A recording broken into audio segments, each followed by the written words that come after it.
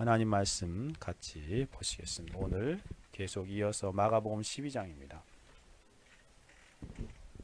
마가복음 12장 29절 30절 말씀입니다.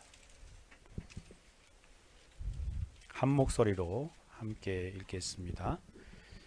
시작. 예수께서 대답하시되 첫째는 이것이니 이스라엘아 들으라. 주 곧 우리 하나님은 유일한 주시라. 내 마음을 다하고 목숨을 다하고 뜻을 다하고 힘을 다하여 주 너희 하나님을 사랑하라 하신 것이요. 아멘. 기도하고 하나님 말씀 듣겠습니다. 아버지 하나님, 감사와 찬송과 존귀와 영광을 받으시기에 합당하신 주님, 우리가 또 모여 하나님께 예배할 수 있는 귀한 은혜와 복락을 주셔서 감사합니다. 이 예배가 장차 영원 천국에서 드려지는 그 영원한 예배의 그 모형이 되게 하시고 경험이 되어질 수 있도록 주께서 성령으로 이 가운데 임재하옵소서. 하나님의 나라는 여기 있다 저기 있다 못한 너희 안에 있느니라 말씀하셨고, 두세 사람이 내 이름으로 모인 곳에 나도 그들 중에 있느니라 하신 주님, 성령으로 말미암아 이 시간 임재하여 주셔서 하나님의 생명의 말씀이 강론되어질 때에 우리에게 듣게 하시고 깨닫게 하시고 믿어지게 하시며 확신케 하여 주셔서 우리가 올 한 해 하나님을 영화롭게 하고 하나님을 가까이 하는 삶에 더 한 발짝 나아가게 하여 주옵소서. 주님, 성령으로 이 시간에도 주관하시며 역사하사 부족하고 연약한 종의 모든 연약함은 말씀 안에 감추시고 오직 성령의 놀라우신 은총 안에서 주의 말씀만 흥왕케 되어지게 하여 주옵소서. 성령께서 주관하심을 찬송하오며 우리 주 예수 그리스도의 이름으로 기도 올려드리옵나이다. 아멘. 우리는 하나님을 향한 성도의 사랑의 교리를 살펴보고 있습니다. 즉 하나님을 향한 성도의 사랑의 교리, 실천적인 교리를 숙고해 보고 있죠. 2016년 참으로 하나님을 사랑하는 그런 새로운 한 해가 되어야 하겠습니다. 이전에도 하나님을 사랑했겠지만 더욱더 하나님 말씀에 근거하여 하나님을 사랑하는 교회요, 하나님을 사랑하는 성도로서 이 땅을 살아가야 하는 것입니다.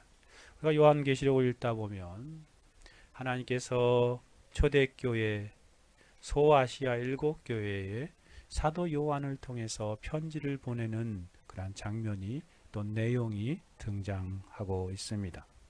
그 중에서 늘 제 마음 가운데 마음속에 깊이 자리 잡고 있는 그런 에베소 교회를 향한 말씀이 늘 잊혀지지 않고 생각나곤 합니다. 그 말씀이 뭐냐면 계시록 2장 4절 5절에 있는 것처럼 그러나 너를 책망할 것이 있나니 너의 처음 사랑을 버렸느니라. 그러나 너를 책망할 것이 있나니 너희 처음 사랑을 버렸느니라. 그러므로 어디서 떨어진 것을 생각하고 회개하여 처음 행위를 가지라. 2016년 새롭게 시작하면서 이 말씀을 우리 마음에 비추어 보고 하나님을 향한 사랑의 마음과 삶을 새롭게 해야 하겠습니다. 신자들에게 무엇보다 중요한 것이 무엇이겠습니까? 그것은 바로 하나님을 사랑하는 것입니다. 하나님을 사랑하는 것, 그것이 신앙의 가장 중요한 실천의 우선적인 덕목이라 하겠습니다. 처음 하나님의 은혜를 받았을 때 하나님을 향한 순수한 사랑, 말로 다할 수 없는 하나님의 사랑, 십자가의 사랑을 깨달았을 때 그 사랑에 감격하여 하나님을 뜨겁게 사랑하였던 지난 날들이 생각납니다. 십자가에 나타난 하나님의 사랑, 희생적인 사랑, 끝까지 사랑하시는 사랑, 큰 사랑, 영원한 사랑에 사로잡힌 바 되어 살았던 날들이 문득 지나갑니다. 가고 생각되어지지요. 강건하신 하나님의 사랑으로 영혼들을 향한 그리스도의 심장으로 사랑하고자 하는 열망을 주셨고, 십자가의 복음을 그들에게 전하지 않으면 화가 될지 알아 그들에게 나아가서 열심을 내었던 그러한 시절들이 주마등처럼 흘러갑니다.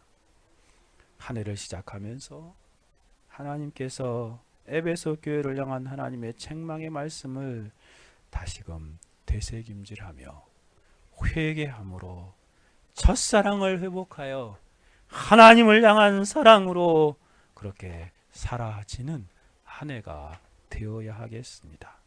하나님 향한 사랑에서 흘러넘쳐 영혼들을 향한 그런 사랑으로, 구령의 열정으로 이 땅을 한 해를 살아야 마땅하지 않을까 생각되어집니다. 진실로 우리가 항상 우리 자신을 점검하여야 보아야 하는 중요한 그러한 삶의 덕목과 진리가 있으니 그것은 내가 하나님을 참으로 사랑하는가? 처음 가졌던 순수하고 열정적인 사랑으로 항상 생생하게 살아있는 가운데 하나님을 사랑하고 있는가? 하나님을 사랑하는 가운데 내가 지금 영적인 순례의 길을 가고 있는가? 많은 영적인 순례 가운데 만나는 어려움들과 난관들과 시험 속에서도 여전히 하나님을 사랑하고 있는가? 그 사랑 늘 점검하고 살피며 한 해를 살아가야 합니다. 우리는 지난 첫 시간에 첫째 주일날 본문에 의지하여서 하나님을 사랑해야 하는 5가지 이유를 29절에 근거하여서 살펴보았습니다. 그리고 지난 시간에 예수님 말씀하시는 하나님을 사랑하라 라는 말씀이 의미하는 바가 무엇인지도 숙고해 보았습니다. 하나님을 사랑하라는 것은 하나님을 신적인 사랑으로 사랑하라 라는 말씀이었습니다. 그렇죠? 에로스 사랑, 필레오 사랑, 플라토닉적인 사랑이 아니라 신적인 사랑, 아가파오, 아가페 사랑으로 하나님을 사랑하라 라고 말씀하시는 것을 생각해 보았지요. 불신자들은 이러한 사랑으로 하나님을 사랑하는 것이 불가능하지만 우리 주 예수 그리스도의 십자가로 죄의 용서함을 받고 성령께서 내주하심으로 인하여 신자의 삶을 살아가는 성도들은 우리 안에 그리스도의 사랑, 하나님의 사랑을, 신적인 사랑을 가지고 있기에 그 사랑으로 우리는 하나님을 사랑하고 이웃의 영혼들을 사랑하는 삶을 살아갈 수 있는 가능성이 있는 것입니다. 우리가 십자가를 의지하고 성령의 도우심을 날마다 구하며 받아 능동적으로 하나님만을 사랑하는 삶을 살아갈 수 있는 것이지요. 여기까지가 지난 시간에 살펴본 진리입니다. 그러면 오늘은 하나님을 사랑하는 구체적인 방식과 원리를 숙고해 보기를 원합니다. 오늘은 큰 원리를 생각해 보고 다음 주부터는 개별적인 원리들을 숙고해 보기를 원합니다. 우리가 하나님을 아가페 사랑, 신적인 사랑으로 사랑하되 어떠한 방식으로 어떻게 하나님을 사랑해야 합당한 것입니까? 특별히 오늘 우리가 살펴보고자 하는 진리는 신자는 전방위적으로 하나님을 사랑해야 합니다 라는 실천 교리입니다. 하나님을 사랑하되 전방위적으로 하나님을 사랑해야 합니다. 위아래 여부 앞뒤, 그렇죠? 그런 어떤 그 입체 도형을 생각해보면 위아래 좌우 앞뒤 안팎 전체 그 전방위적으로 하나님을 사랑하는 삶을 살아가는 사람이 바로 하나님을 향한 합당한 사랑의 방식이요 원리라는 것입니다. 30절 말씀에서 예수님께서 이렇게 말씀하시지 않습니까? 내 마음을 다하고 목숨을 다하고 뜻을 다하고 힘을 다하여 주 너희 하나님을 사랑하라. 그렇습니다. 이 말씀을 자세히 살펴보면 신자가 하나님을 사랑하되 전방위적인 사랑으로 사랑하라는 말씀입니다. 신자라면 하나님을 총체적으로 사랑하는 것입니다. 전체적으로 사랑하는 것입니다. 그럼 이러한 진리를 살펴보면서 우선적으로 우리가 이 진리를 또한 생각해 볼 때 지난 시간에 살펴본 것처럼 먼저 하나님을 향한 사랑의 방식과 원리로서 합당하지 않는 모습을 간단하게 언급해 보고자, 즉 하나님을 향한 참된 사랑의 방식이 아닌 것이요, 한 세 가지만 간단히 언급하고자 하는데, 첫 번째는 하나님을 부분적으로 사랑하는 것은 참된 사랑의 모습이 아닙니다. 전방위적인 사랑의 모습이 아니에요. 하나님을 사랑하는데 부분적으로만 사랑하는 거야. 한 참된 사랑의 모습이에요. 다르게 말하면 성경의 표현을 두 마음이 나누어져 있어서 한쪽 마음으로 하나님을 사랑하고 한쪽 마음은 다른 데가 있는 것, 이러한 부분적인 사랑은 하나님을 향한 참된 사랑의 모습이 아니요, 신적인 사랑의 모습이 아니라는 것이, 하나님이 우리를 그렇게 사랑하지 않으셨습니다. 그럼 우리 어떻게 그렇게 하나님을 사랑하겠습니까? 하나님도 사랑하고 다른 것도 사랑하는 사랑은 여기서 말하는 전방위적인 모습이 아닙니다. 그러니 우리는 그러한 사랑으로 하나님께 나아가지 말아야 하겠습니다. 두 번째 모습은 하나님을 제한적으로 사랑하는 것도 하나님을 향한 참된 사랑이 아닙니다. 제한적으로. 많은 사람들이 그러고 있거든요. 이 정도까지면 되었어, 이 정도면 되었다 라고 생각하고, 이 정도면 됐지 뭘 더 라고 말하는 제한적으로 하나님을 사랑하는 것, 그것은 하나님을 향한 참된 사랑의 모습이 아닙니다. 성도가 모든 것을 다 기울여 하나님 사랑에 올인해야 하는데 자신이 스스로 제한을 두고 여기까지만, 그것은 하나님을 향한 참된 사랑의 모습이 아니라는 것입니다. 평생을 사랑하고 영원히 사랑해야 하는데 제한적으로 사랑하는 것은 여전히 부족한 사랑입니다. 한 가지 더 생각해 보면 하나님을 조건적으로 사랑하는 것도 하나님을 향한 참된 사랑은 아닙니다. 하나님께 사랑하면서도 그래, 무엇인가를 내가 하나님을 사랑하면 하나님이 주시겠지, 무엇인가를 기대하고 사랑하는 것도 참된 사랑이 아닙니다. 보상 심리적인 사랑, 기복주의적인 사랑이 여기에 해당되는 것입니다. 예수님께서 말씀하시는 하나님 사랑, 그러한 사랑이 아님을 우리는 알게 됩니다. 하나님이 주시는 2차적인 어떤 것들 때문에 하나님을 사랑하는 것이 아닙니다. 하나님 자신을 사랑하는 것입니다. 그것이 바로 여기서 말하는 그런 조건적인 사랑이 아님을 말한 것입니다. 그러니까 세 가지요. 부분적인 사랑도 아니다, 제한적인 사랑도 아니다, 조건적인 사랑도 참된 사랑의 방식과 원리는 아니다. 그러면 하나님을 향한 참된 사랑의 원리는 무엇입니까? 중요한 가장 큰 원리는 무엇입니까? 한마디로 말하면 제가 앞에서 한번 말씀드린 그 전방위적인 사랑입니다. 다르게 표현하면 어떤 사랑이에요? 온전한 사랑입니다. 온전한 사랑. 또 다르게 표현하면 총체적인 사랑입니다. 총체적인 사랑. 전체적인 사랑입니다. 전체적인 사랑. 최고의 사랑입니다. 최선과 최고의 사랑, 하나님을 향한 참된 사랑의 모습이죠. 왜 제가 이러한 표현을 쓰는 것이 오늘 예수님께서 하시는 표현 그렇습니다. 예수님께서 뭐라고 말씀하십니까? 내 마음을 어떻게 하고? 다하여 하나님을 사랑하라. 그렇죠? 또 목숨을 다 기울여서 하나님을 사랑하라. 뜻을 다하여 하나님을 사랑하라.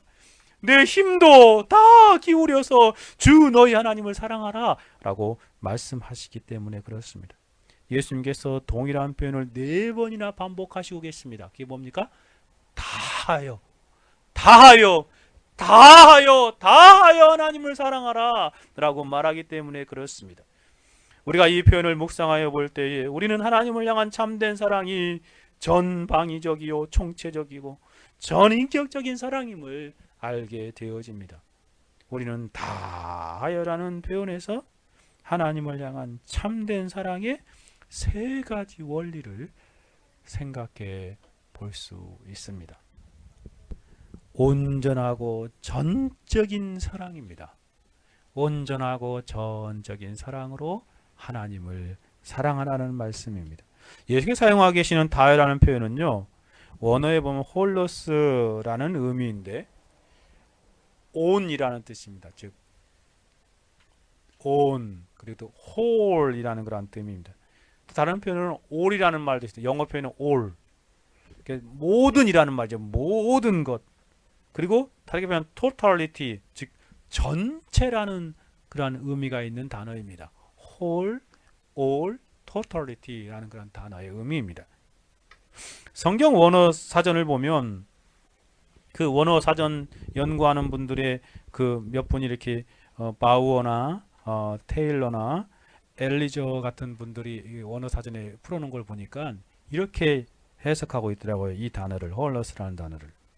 특별히 70인 역본의 용법을 따라서 이 표현을 이렇게 표현합니다. 하나님께 온전히 바치는 사랑을 의미합니다. 그렇습니다. 하나님께요, 온전하게 이렇게 바쳐드리는 사랑, 그 사랑을 말하는 것입니다. 비유하자면 구약 성경에서 그것을 우리는 예를 들어 생각해 볼 수 있지요. 구약에서 희생 제물을 드릴 때에 온전한 제사를 드리는 것이었지요. 희생 제사를 드릴 때 나눠놓고 부분적으로 드리는 것, 그것은 합당한 제사의 모습이 아닙니다. 온전한 제사가 되지 못하지요. 구약의 나시린이 또한 서원하여 자신을 하나님께 드릴 때 부분적 서원을 지켜서는 온전한 헌신이 되지 못하는 것입니다. 이것처럼 부분적이어서는 하나님을 바르게 사랑하는 것이 아닙니다. 온전한 희생, 전적인 헌신, 하나님께서 하나님에게 자신을 드리고 바쳐야 하는 것을 말하는 것입니다. 온전히 바치는 것, 그것이 홀로스라는 단어에서 우리가 생각하게 되어지는 첫 번째 모습입니다. 예수님께서는 하나님을 사랑하는 면에 있어서도 바로 이것을 말씀하시고 계신 것입니다. 하나님을 사랑하되 온전히 하나님께 자신을 바쳐서 사랑하라 하는 것입니다. 전적인 사랑으로 하나님을 사랑하라 하는 것입니다. 예수님의 본문에서 이 표현을 4번이나 반복하여 사용하지 않습니까?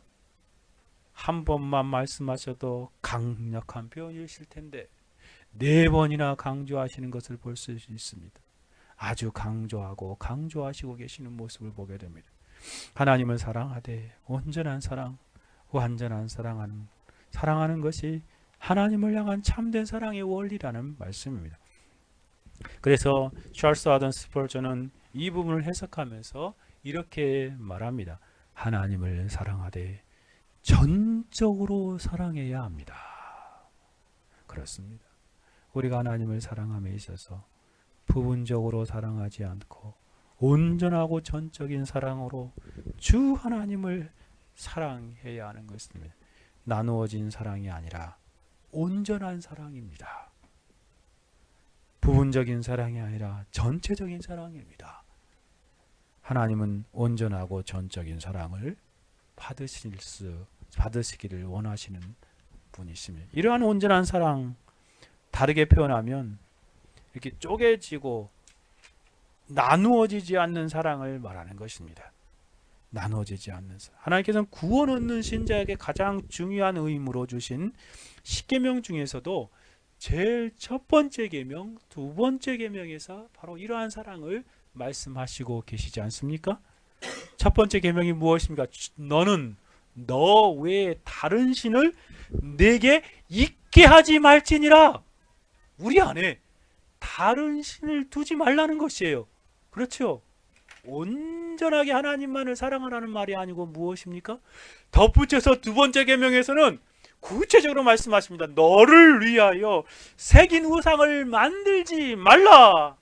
위로 하늘에 있는 것은 아래로 땅에 있는 것, 땅 아래 물속에 있는 것을 어떠한 형상이 있는지 만들지 말라 라고 분명히 말합니다. 또 절하지 말며 그것들을 섬기지 말라. 나 여호와 너희 하나님은 질투하는 하나님인즉 나를 미워하는 자의 죄를 갚되 아비로부터 아이들까지 3, 4대까지 이르게 하거니와 나를 사랑하고 내 계명을 지키는 자에게는 천대까지 은혜를 베푸느니라. 첫 번째 계명과 두 번째 계명의 핵심이 무엇입니까? 하나님을 사랑하되 나누어진 사랑으로 사랑하지 말라는 것이죠. 그렇죠. 전적이고 온전한 사랑으로 하나님을 사랑하라는 말씀이 아니고 무엇이겠습니까? 하나님께서는 우상들과 자신의 백성들의 사랑을 나누어 갖기를 원하시지 않으시는 분이십니다.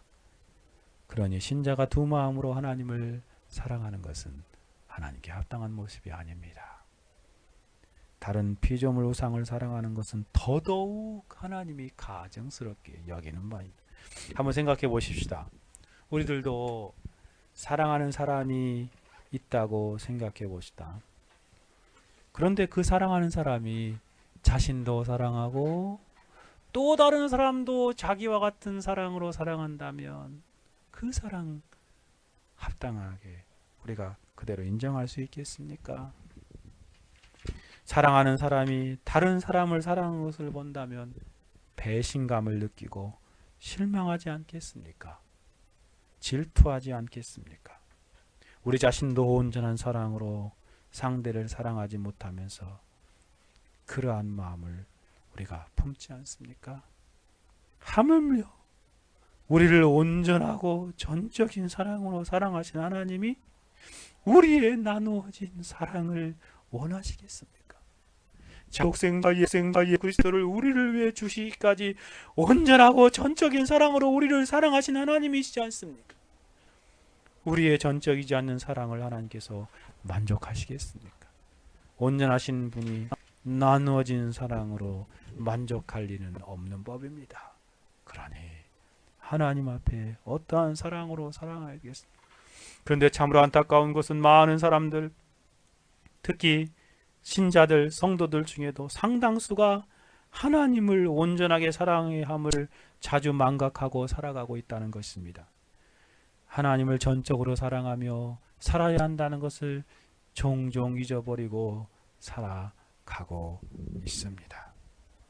구약에서 한 사람 예를 들어봅시다. 대표적인 경우가 바로 아브라함이지 않습니까? 믿음의 조상 아브라함.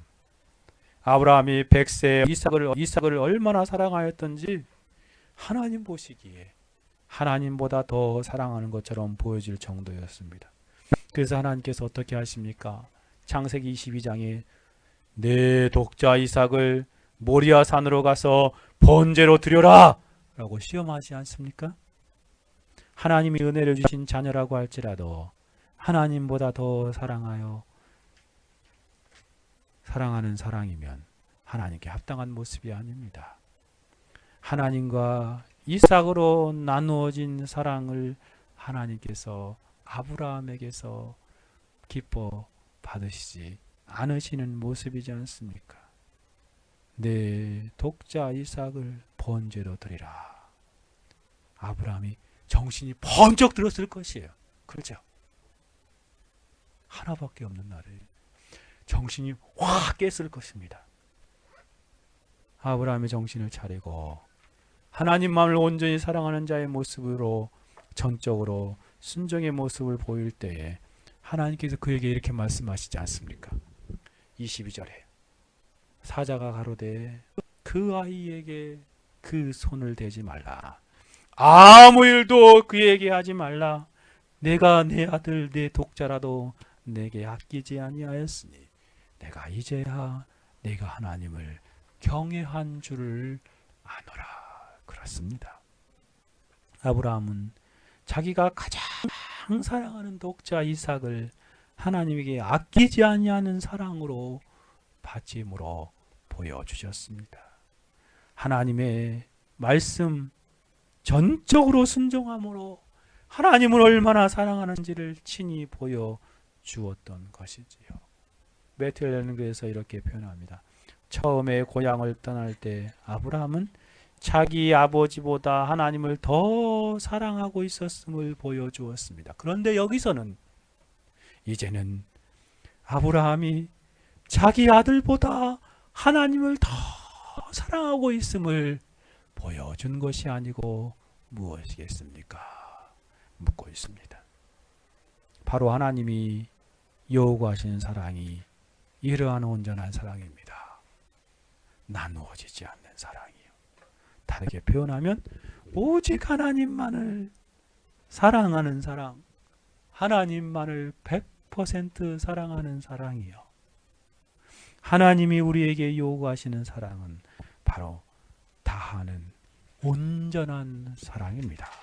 진실로 하나님께서 요구하는 사랑은 온전한 사랑입니다. 나누는 전적인 사랑입니다.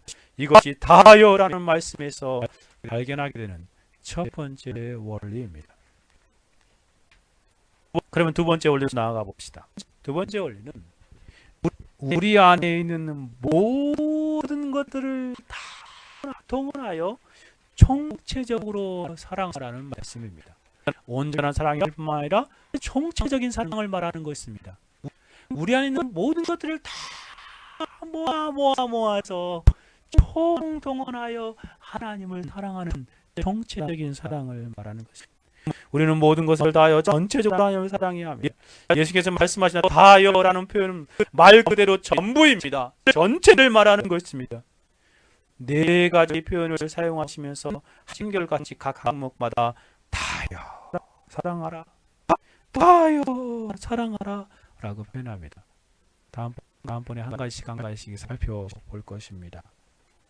그러나 여기서 한 가지 말씀드릴 수 있는 것은 가능한 우리 안에 있는 모든 것들이 다 수단과 방법이 총동원되어서 하나님을 총체적으로 사랑하는 것이 다하는 사랑이라는 말씀입니다. 이걸 다르게 표현하면 네 가지 중에 어느 것 하나만을 다하여 사랑하는 것이 아닙니다. 여러분 이 본문을 가만히 살펴보면요, 예수님께서 이렇게 한 겁니다. OR이라는 말, 또는이라는 말을 사용하신 것이 아니에요. 뭘 사용하면 and의 개념을 사용하시고 계십니다. 여러분 이 또는이라는 개념과 그리고라는 개념의 차이를 잘 아시고 계시죠? 이런 표현이 아니란 말입니다. 내 마음을 다하거나 내 목숨을 다하거나 내 뜻을 다하거나 내 힘을 다하여 주 너희 하나님을 사랑하라고 말씀하신 것이 아니란 말입니다. 그 하나하나 항목도 놀라운 표현들이지만 그것조차도 부분적으로 이렇게 나누어서 사용하라는 말이 아닙니다. 예수님께서 표현한 and의 개념을 사용하고 있습니다. 내 마음을 다하고 내 목숨을 다하고 내 뜻을 다하고 내 힘을 다하여 하나님 주 너희 하나님을 사랑하라 라고 말합니다. With all thy heart, 너의 모든 마음으로 and라고 썼고 with all thy soul. 그래서 청교도들은요 이 번역하면서 그냥 직역했어요. 그냥 원래 우리 영어 표현에는 and 이러면 콤마하고 마지막에 넘어 쓰잖아요. 원래 저기 영어 표현은 현대에서는. 근데 청교도들은 그 원어인을 그대로 해가지고 with all thy heart 그 다음에 and를 꼭 썼습니다. 콤마 찍고 with all thy soul 그리고 또 콤마를 또 찍었어요. 그리고 또 and 또 썼어요. and with all thy mind 그리고 또 and with all thy strength 이렇게 표현했습니다. 다 썼어 다. and를 4번이나 사용하고 있어요. 현대에서는 잘 안 쓰는 표현인데 그렇게 사용하고 있어요. 주 우리 안에 있는 모든 구성원, 하나님께서는 우리 안에 있는 모든 구성원들을 다 동원하여서 총체적으로 하나님을 사랑하느라라고 말씀하시는 것이 아니고 무엇입니까? 이걸 다르게 말씀드리자면 앞에서 살펴본 바와 같이 예수님 이 말씀은 하나님을 사랑하되 부분적인 사랑과 같이 전체를 들지 않는 사랑과는 거리가 먼 사랑입니다. 그러한 것은 하나님을 향한 합당한 사랑입니다. 하나님께서 우리의 부분적인 사랑을 원하시지 않습니다. 하나님은 전체적인 사랑을 원하십니다. 사실 하나님께서 예수 그리스도를 통해서 우리에게 보여주신 사랑을 숙고해 보십시오. 하나님께서는 우리를 부분적으로 사랑하지 않으셨습니다. 하나님께서는 먼저 우리를 전체적으로 사랑하셨습니다.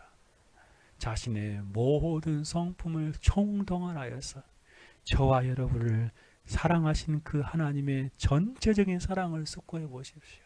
하나님이 먼저 저와 여러분을 사랑하셨습니다. 우리가 하나님을 사랑한 것이 아니라 하나님이 먼저 우리를 사랑하셨다라고 말씀하신 바와 같습니다. 자신의 전체를 저와 여러분을 위해서 내어주신 하나님의 전체적인 사랑이지 않습니까? 요한복음 3장 16절 하나님이 세상을 이처럼 사랑하사 독생자를 주셨으니 그렇습니다. 하나님이 얼마나 우리를 사랑하셨는지 자신의 독생자 예수 그리스도 성자 하나님 그분을 내어주셨습니다. 전체를 주신 것입니다. 전부를 주신 사랑이지 않고 무엇이겠습니까? 이는 저를 믿는 자마다 멸망치 않고 영생을 얻게 하려 하심이라. 로마서 8장 32절에서 이렇게 말하지 않습니까? 자기 아들을 아끼지 아니하시고 우리 모든 사람을 위하여 내어주신 이가 분명히 표현하고 있습니다. 하나님께서는 자기 아들을 아낌없이 저와 여러분을 위해서 내어주셨습니다. 어찌 그 아들과 함께 모든 것을 우리에게 은사로 주시지 아니하시겠느냐. 하나님께서는 아낌없이 전부를 저와 여러분을 사랑하는 일에 아들을 내어주셨습니다. 베드로전서 2장 24절에서는 친히 나무에 달려 그 몸으로 우리 죄를 담당하셨으니 이는 우리로 죄에 대하여 죽고 의에 대하여 살게 하려 함이라. 저가 채찍에 맞음으로 너희가 남을 예수님께서 친히 자신의 전 인성을 나무에 달려 죽게 내어 주셨습니다. 저와 여러분을 위하여 전부를 내어주신 하나님의 사랑, 성자 예수님의 사랑을 생각해 보십시오.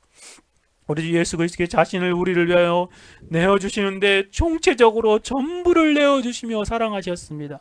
하나님께 우리에게 보여주신 총체적인 사랑은 그분의 가치가 영원하시기에 그것은 영원한 사랑이었습니다. 그분의 전부를 내어주신 무한한 것이기에 그것은 무한한 사랑입니다. 그만큼 크고 놀랍고 영원하고 무한한 사랑이었습니다. 우리가 참으로 이 사랑을 안다면 어떠한 사랑으로 하나님을 사랑해야 하겠습니까? 하나님이 먼저 전체를 내어주심으로 저와 여러분을 사랑하였기에 저희도 하나님을 사랑함에 있어서 그렇게 사랑해야 합당하지 않겠습니까?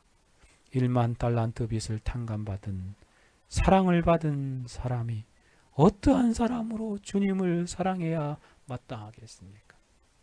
영원한 지옥 경고를 대신 담당하신 하나님의 총체적인 사랑을 받은 것이 확실하다면 우리는 그 주님을 어떻게 사랑해야 하겠습니까? 예수님의 말씀처럼 다하는 사랑으로 사랑해야 되지 않겠습니까? 다하는 총체적인 사랑으로 사랑하는 삶을 살아야 마땅하지 않겠습니까? 만일에 그렇지 않는다면 그것은 배은망덕한 사랑입니다. 하나님을 만족시킬 수도 없는 것입니다. 하나님께서 우리를 부분적으로 사랑하지 않으시고 전체적으로 사랑하셨기에 하나님은 우리의 부분적인 사랑으로 만족하지 않으시고 총체적인 사랑으로 사랑하는 것을 기뻐하시고 만족하십니다. 두 번째 부분은 바로 이것처럼 총체적인 사랑입니다. 첫 번째는 온전한 사랑이요. 두 번째는 총체적인 사랑입니다. 한 가지만 더 생각해 봅시다. 우리 안에 있는 모든 것을 활용하는 최고의 사랑으로 사랑해야 합니다. 최고의 사랑, 즉 좀 낮춰서 표현한다면 최선의 사랑으로 사랑해야 합니다.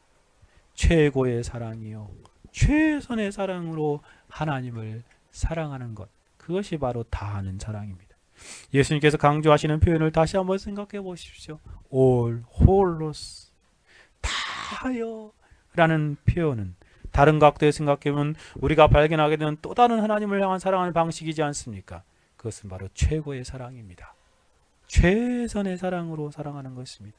정교도 토마스 왓슨의 표현처럼 하나님께 대한 사랑은 언제나 최상급이어야 합니다. 그렇습니다. 최상급이어야 합니다. 비교급이 아니라 최상급이어야 한다는 것입니다. 기름이 물 위에 뜨듯이 하나님께 대한 우리의 사랑은 모든 것 위에 뛰어나야 합니다. 그렇습니다. 최상급으로 하나님을 사랑해야 합니다.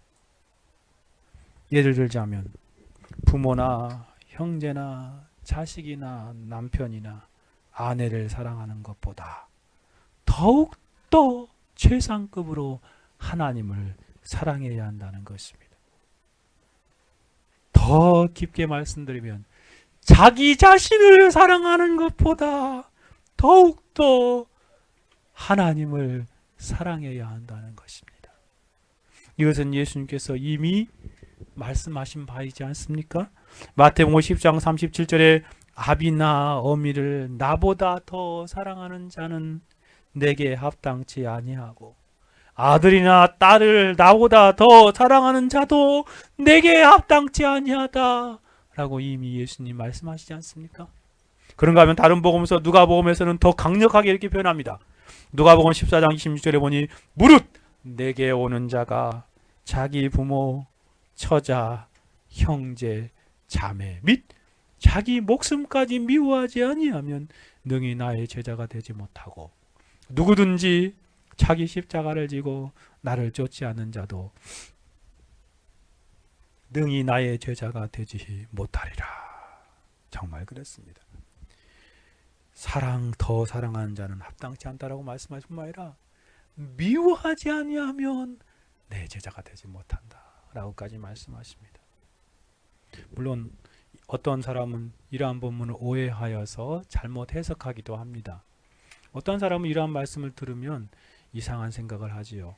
아니, 우리 가족과 이웃을 사랑하지 말라는 말입니까? 하나님 말을 최고로 사랑하면 가족이나 형제나 이웃을 소홀히 해도 된다는 말입니까? 이것은 예수님께서 그렇게 말씀하신 것이 아님을 먼저 전제해야 합니다. 예수님께서는 그렇게 하는 것을 정말 싫어하셨던 것을 우리는 볼 수 있지 않습니까? 그렇게 싫어하신 바리새인들의 생각이 바로 그런 생각들이었죠.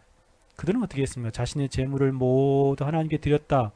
즉 그 말로 고르반 하놓고 자신의 재물로 노부모를 섬기는 예를 등한히 한 것에 대하여 예수님이 크게 화를 내시지 않았습니까?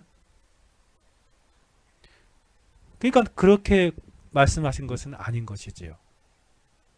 하나님을 최고로 최선으로 사랑하는 것은 결코 가족이나 형제나 이웃을 사랑하지 말라는 말은 아닙니다. 스포전의 말을 빌리자면 우리는 우리 친척을 사랑해야 되고 또 그렇게 배워왔습니다.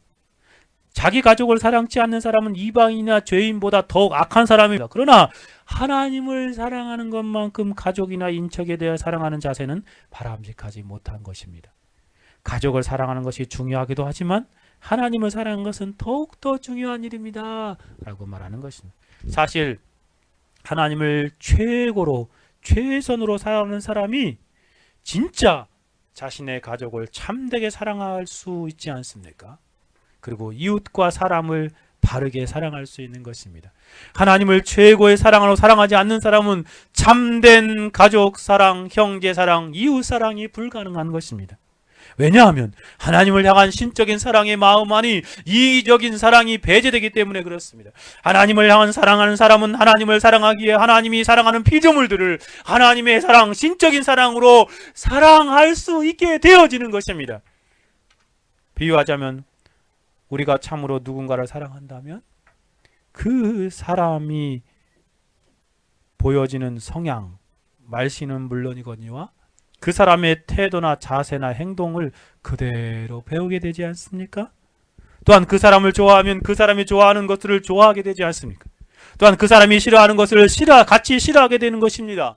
누군가가 자신이 사랑하는 사람의 단점을 이야기하면서 비난하고 험담을 하기라도 한다면 자신에게 아무런 해가 없어도 정말 화를 내며 변론하는 것을 보게 되지 않습니까? 이와 같이 하나님을 참으로 사랑하는 사람은 하나님이 사랑하는 피조물을 있는 그대로 하나님의 사랑으로, 하나님의 시각으로 사랑하게 되어지는 것입니다.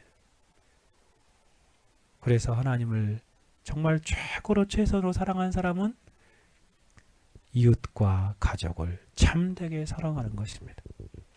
하나님께서 한 영혼을 귀하게 여기시기에 자신을 괴롭히고 자신을 핍박하는 원수와 같은 영혼이라 할지라도 하나님의 마음으로 사랑하는 것입니다. 그 영혼을 위해서 기도하는 것이죠. 이렇게 원수의 영혼까지 사랑할진데 하물며 우리의 가족이겠습니까? 우리의 형제이겠습니까? 우리의 이웃들이겠습니까? 사도 요한이 말한 것처럼 하나님의 자녀들과 마귀의 자녀들이 나타나니 무릇 의를 행치 않은 자는, 또한 그 형제를 사랑하지 않은 자는 하나님께 속하지 아니하느니라. 마귀에게 속았다는 것이지요. 누구든지 하나님을 사랑하느라고 그 형제를 미워하면 이는 거짓말하는 자다라고 분명히 말씀하시고, 사도 바울도 형제 사랑에 관한 너희 쓸 것이 없으면 너희가 친히 하나님의 가르침을 받아 서로 사랑함이라. 디모데전서에서는 누구든지 자기 친족 곧 자기 가족을 돌아보지 아니하면 믿음을 배반한 자여 불신자보다 더 악한 자니라 라고 분명히 말씀하셨습니다. 그러니 이것이 바로 하나님을 사랑하는 자에게 당연히 따라오는 가족 사랑이요, 형제 사랑이요, 이웃 사랑인 것입니다. 그러므로 앞에서 이상하게 생각한 사람의 말은 옳지 않습니다. 하나님을 최고로 사랑한다 할지라도 가족과 이웃을 사랑하는 일에 결코 소홀하지 않습니다. 도리어 하나님을 더욱더 사랑할수록 가족을 사랑하게 되고 형제를, 이웃을 참되게 사랑하게 되어 있는 것입니다. 예수님께서는 다하여 사랑하라고만 합니다. 그것은 하나님을 최고로 사랑하라는 것입니다. 여러분이 가지고 있는 모든 것들보다, 모든 사람들보다 하나님을 최고로 사랑하라. 이것이 하나님께 합당한 사랑이다 라고 말합니다.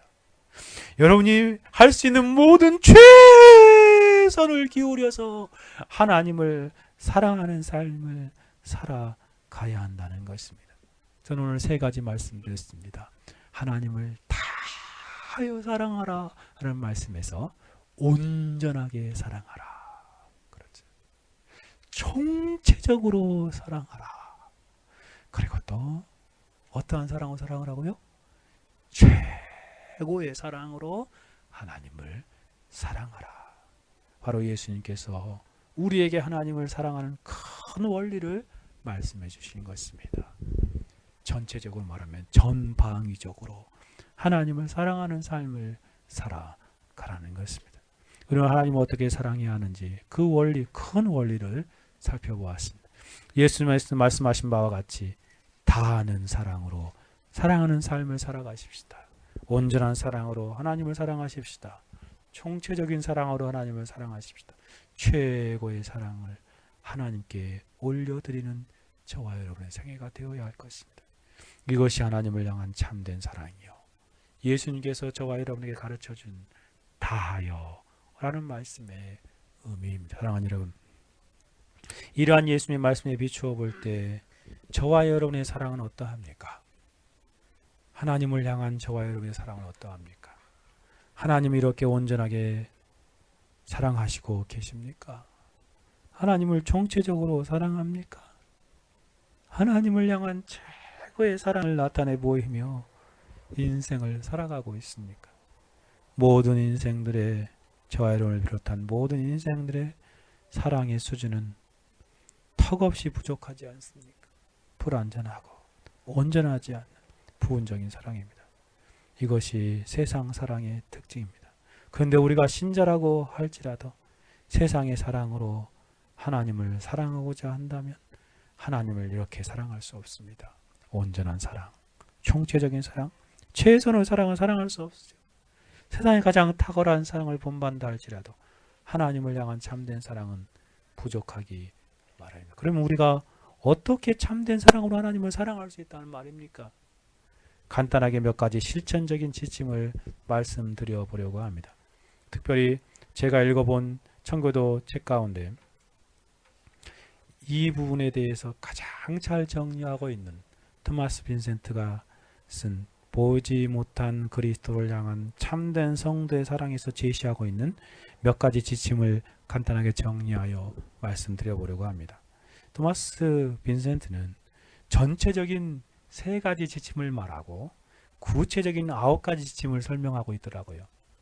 그래서 간단히 한번 말씀드려보겠습니다. 첫 번째 전체적인 지침은 뭐냐면, 여러분이 그렇게 하나님을 사랑하는 삶을 살아가고자 한다면 성경이 진리로 증거하는 예수 그리스도를 믿으십시오 라고 말하더라고요. 이게 첫 전제입니다. 결국 이러한 사랑은 누굴 믿지 않으면 안 되는 거예요? 예수 그리스도를 믿지 아니하면 어느 누구도 이러한 사랑을, 하나님을 사랑할 수 없는 것입니다.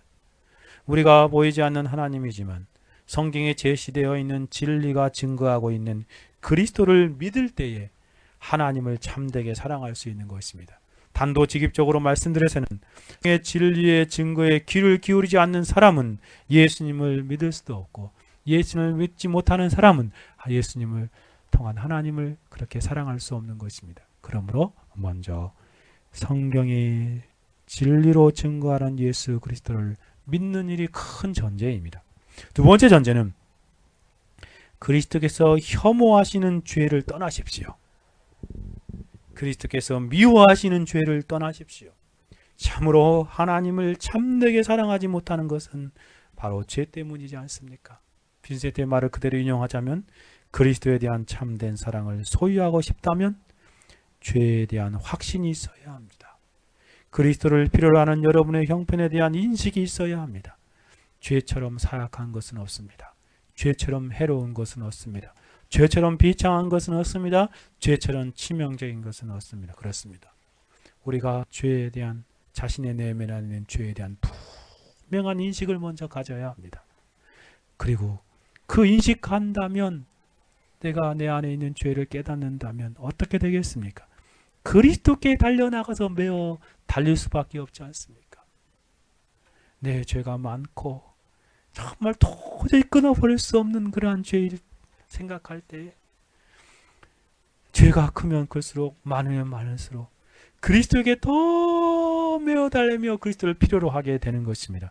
죄가 더한 곳에 은혜가 넘치듯이요.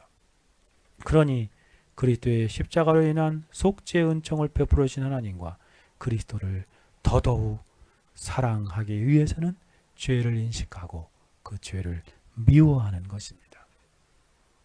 세 번째 전제는 믿음의 손으로 그리스도를 붙잡으십시오. 첫 번째 전제는 그리스도를 믿는 것이죠. 성경에 알려진 그리스도를 그대로 받아들이고 믿는 것이고, 이제는 그 믿음으로 매일의 삶 가운데 그리스도를 견고하게 붙들며 살아가는 것입니다. 그리스도를 소유하고 그리스도와 연합하기 위해서 믿음의 손으로 그리스도를 붙잡고 의지하며 살아가는 것입니다. 이렇게 하기 위해서는 또한 여러분이 날마다 죄와 비일까지 싸우며 죄를 회개하고 그리스도를 붙드는 삶을 매일매일 살아가는 것입니다. 여러분이 죄를 버리지 아니하면 그리스도를 붙잡을 수 없습니다. 여러분이 여러분 안에 있는 세상을 버리지 아니하면 그리스도를 붙잡을 수 없습니다. 여러분이 여러분 안에 자아까지도 부인하지 아니하면 그리스도를 믿음으로 붙들 수 없는 것입니다. 그렇게 믿음을 은혜의 방편으로 활용하여 날마다 죄와 세상과 자아를 끊어버리고 그리스도를 믿음으로 붙드는 삶을 살아가는 것입니다. 그러기 위해서 설교 말씀을 부지런히 들으십시오. 그리고 그리스도를 얻기 위하여 하나님 앞에 그렇게 하나님을 가까이 하며 열심히 진지하고 부지런하게 하나님 앞에 영적인 경건의 삶을 힘쓰십시오. 매일매일 하나님 말씀으로 달려나가고 진지하게 기도하며 그리스도를 믿음의 손으로 붙드는 삶을 살아가. 이 세 가지 전제입니다. 그리스도를 믿는 것, 죄에서 떠나고 그리스도 그분의 필요성을 절실하게 느끼는 것, 그리고 날마다 믿음으로 그리스도만을 붙들고 살아가는 것입니다. 그렇게 살아갈 때에 우리는 비로소 그리스도 안에서 하나님을 사랑하는 삶을 더 살아가게 되어지는 것입니다. 구체적인 원리를 9가지 지침을 설명해 주고 있는데 항목만 말씀드리면, 저와 여러분 이렇게 그리스도를, 하나님을 향한 사랑의 삶을 살 수 있는 9가지 원리를, 첫째는 그리스도에 대해 자주 많이 묵상하는 것입니다. 그리스도에 대해, 예수님에 대해 자주 묵상하고 생각하십시오. 그리스도의 존재, 그리스도의 성품 자주 생각할수록 여러분 하나님을 더욱더 사랑할 수밖에 없는 것입니다. 그렇죠. 세상 것들은, 세상 사람들은 더 많이 알면 알수록 사랑할 수 없는 존재들입니다. 그렇죠. 같이 오래 살았던 부부도 더 알면 알수록 정말 사람들이, 세상 사람들이 보여주는 모습처럼 점점 원수가 되어 간다고 말하지 않습니까?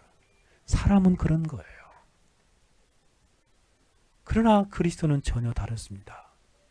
그리스도의 존재와 성품을 알아가면 알아갈수록 여러분은 더 그분만을 사랑할 수밖에 없는, 그 사랑에 매료될 수밖에 없는 삶을 살게 되는 것입니다. 그러니 그리스도를 자주 묵상하십시오. 둘째는 성경을 읽고 연구함으로 그리스도를 확실하게 매일매일 보십시오. 그렇습니다. 그리스도를 자주 묵상하는 그런 원리는 바로 성경입니다.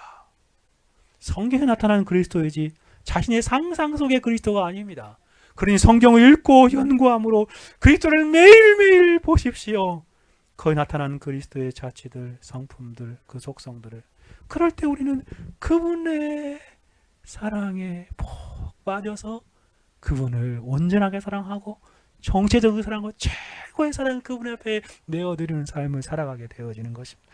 세 번째는 기도를 통해 하나님을 향한 풍성한 사랑을 주시기를 위해서 구하십시오. 결국 우리가 첫 번째, 두 번째 시간에 말씀드린 것처럼 하나님을 향한 사랑은 신적인 사랑이라고 말했습니다. 내 인간적인 사랑, 세상적인 사랑으로 사랑하는 것이 아니라고 말씀드렸습니다. 하나님을 향한 사랑은 신적인 사랑으로 사랑하는 것인데, 그러니 그리스도에게 나가서 하나님의 사랑을 구하십시오. 하나님의 풍성한 사랑을 날마다 구하십시오.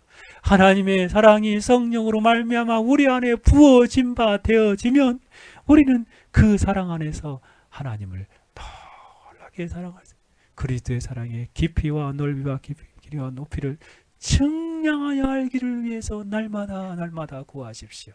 그러면 저와 여러분이 그 사랑으로 하나님을 사랑하게 되어지는 것입니다. 네 번째는 은혜의 방편들을 활용하여 믿음을 날마다 키우십시오. 그렇습니다. 믿음이 점점 자라면 사랑은 함께 커가는 것입니다. 믿음과 사랑은, 하나님에 대한 그러한 사랑은 믿음과 정비례 관계에 있는 것입니다. 믿음이 작으면 하나님을 조금밖에 사랑할 수밖에 없습니다. 믿음이 커지면 하나님을 더 사랑하게 되어지는 것입니다. 그러니 은혜의 방편들을 활용한 믿음을 날마다 키우십시오. 다섯 번째는 성령 충만함을 잊기를 위해서 힘쓰십시오. 오직 성령의 충만함을 받으라 말씀하신 것처럼 성령 충만하기를 여러분이 힘쓰십시오. 성령 충만은 노이존스의 표현처럼 하나님의 사랑에 대한 충만한 경험이지 않습니까? 로마서 5장과 8장에 있는 것처럼 하나님의 사랑이 우리 가운데 부음받으면 아버지라 부르짖느니라 말씀하신 것처럼 하나님의 사랑에 대한 충만한 경험, 특별히 십자가에 나타난 하나님의 사랑에 대한 충만한 경험이 성령 충만이지 않습니까? 그렇게 성령 충만하면 그 사랑으로 하나님을 뜨겁게 전방위적인 사랑으로 사랑하게 되어집니다. 여섯째, 하나님께서 나를 사랑하신다는 증거를 매일매일 살피고 묵상하며 살아가십시오. 하나님이 저와 여러분을 아가페 사랑으로 사랑하십니다. 하나님이 저와 여러분을 그렇게 사랑하시는 것을 날마다 살피십시오. 삶을 바라보십시오. 벌써 올해도 거의 중반전을 지나가고 있는데 하나님을 얼마나 사랑하시는지요. 우리 교회를 향한 하나님의 사랑, 내 자신을 향한 하나님의 사랑, 우리 가족을 향한 하나님의 사랑들을 살펴보십시오. 그리고 그 사랑을 묵상하며 확신하십시오. 그러면 하나님이 나를 사랑하시기에 그 사랑에 배은망덕한 삶을 살 수 없는 자신임을 알게 되기에 그는 더 하나님을 사랑하게 될 것입니다. 7번째는 죄를 미워하고 죄를 이기기 위해서 싸우십시오. 8번째는 그리스도를 향한 사랑이 뜨거운 사람들과 자주 사귀십시오. 그리스도를 향한 사랑이 풍성하고 뜨거운 사람들과 함께 사귀면 그 사귐 가운데, 그 영적인 교제 가운데 사랑이 점념되어질 것입니다. 마지막으로 그리스도를 사랑하는 그런 마음을 실천하고 표현하십시오. 여러분이 그리스도를 사랑한다면 그 사랑의 마음을 실천하고 표현하십시오. 이처럼 이 9가지 지침을 여러분의 삶의 현장 가운데 날마다 적용함으로 그리스도를, 하나님을 향한 그러한 전방위적인 사랑으로 살아가는 생애가 되어야 하겠습니다. 그리스도를 자주 묵상하시고 성경 읽고 영광을 그리스도를 확실히 보시고 기도를 통해서 풍성한 사랑을 구하시고 믿음을 키우십시오. 성령 충만을 힘쓰십시오. 하나님이 나를 얼마나 사랑하는지 날마다 증거를 살피며 사시고 죄를 미워하고 죄를 이기기 힘쓰십시오. 그리스도를 향한 사랑이 뜨거운 사람들과 자주 영적인 교제를 나누시고 그리스도를 사랑하는 마음을 실천하고 실제로 표현하십시오. 이러한 구체적인 지침 가운데 여러분이 정말 하나님을 전방위적으로 사랑하는 삶을 살아가게 되기를 바랍니다. 개인적으로 여기 한 가지 말을 더 덧붙이고자 한다면 지난주에 말씀드렸던 것처럼 가장 두조적인 지침과 원리는 십자가와 성령 하나님의 역사하심입니다. 십자가를 깊이 생각하고 날마다 바라보십시오. 그 안에 나타난 신적인 사랑을 묵상하십시오. 그러면 여러분이 그 사랑 안에서 하나님을 사랑하게 되어질 것입니다. 날마다 성령을 구하십시오. 성령의 충만해지기를 위해서 간구하십시오. 그러면 십자가의 사랑의 감격이 우리 안에 흥하게 되고 초대교회 사도들처럼 그 성령의 충만한 가운데 하나님을 향한 그 사랑의 경험을 전하지 않고는 버틸 수 없는 그런 삶을 살아갑니다. 참으로 우리가 이러한 구체적인 지침을 활용하여 하나님을 향한 참된 사랑, 다하는 사랑을 사랑하는 신자들이 되어지는 한 해가 되기를 간절히 소원합니다. 같이 한번 기도합시다. 우리의 하나님을 향한 사랑의 모습은 어떠합니까? 정말 하나님을 이렇게 사랑하는 삶을 살아가게 해주십시오. 회복되게 해주십시오. 첫사랑을 어디서 잃어버렸는지 돌아보고 돌이켜 회개하는 시간과 하나님 이렇게 사랑하는 참된 삶을 살게 해주십시오 라고 기도합시다. 같이 한번 기도합니다. 거룩하시고 자비로우신 아버지 하나님을 다하여 사랑하라 말씀하셨습니다. 하나님 아버지, 우리의 사랑의 모습이 어떠한지 하나님 용서하여 주십시오. 종이 하나님을 어떻게 사랑하는 삶을 살아가고 있는지 하나님이 용서해 주십시오. 너를 책망할 것에 있으니 너의 처음 사랑을 버렸느니라. 오 하나님 아버지, 그러므로 어디서 떨어질 생각하고 회개하여 처음 행위를 가지라 말씀하시는 주. 하나님을 향한 다하는 사랑이 우리의 삶 가운데 다시금 회복되고 새로워지게 하여 주십시오. 하나님을 사랑하되 온전하고 전적인 사랑으로 사랑하게 하여 주십시오.